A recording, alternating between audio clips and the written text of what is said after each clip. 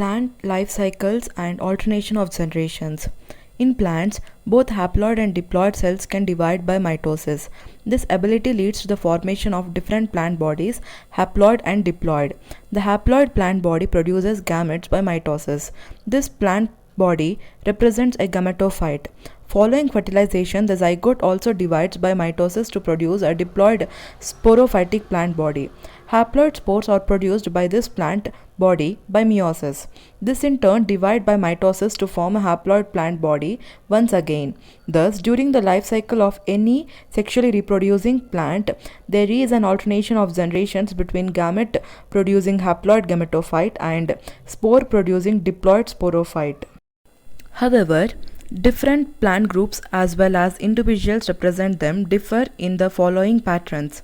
1. Sporophytic generation is represented only by the one-celled zygote. There are no free-living sporophytes. Meiosis in the zygote results in the formation of haploid spores. The haploid spores divide mitotically and form the gametophyte.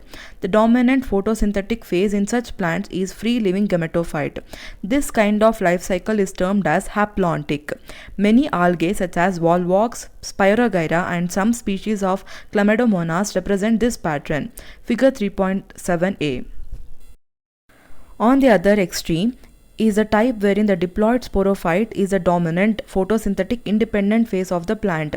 The gametophytic phase is represented by the single to few celled haploid gametophyte. This kind of life cycle is termed as diplontic. An algae fucus species represent this pattern. Figure 3.7b.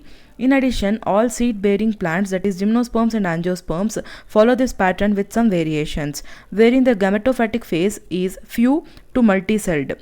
3. Bryophytes and pteridophytes interestingly exhibit an intermediate condition, haplodiplontic.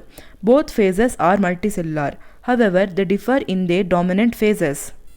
A dominant independent photosynthetic thalloid or erect phase is represented by a haploid gametophyte, and it alternates with the short-lived multicellular sporophyte, totally or partially dependent on the gametophyte for its anchorage and nutrition. All bryophytes represent this pattern. The diploid sporophyte is represented by a dominant independent photosynthetic vascular plant body. It alternates with multicellular saprophytic or autotropic independent but short-lived haploid gametophyte. Such a pattern is known as haplodiplontic life cycle. All pteridophytes exhibit this pattern. Figure 3.7c. Interestingly, while most of algal genera are haploid, some of them such as Ectocarpus, Polysiphonia, kelps are haplodiplontic. Fucus, an algae, is diplontic. Figure 3.7. Life cycle patterns. A. Haplontic life cycle. B. Diplontic life cycle. C. Haplodiplontic life cycle.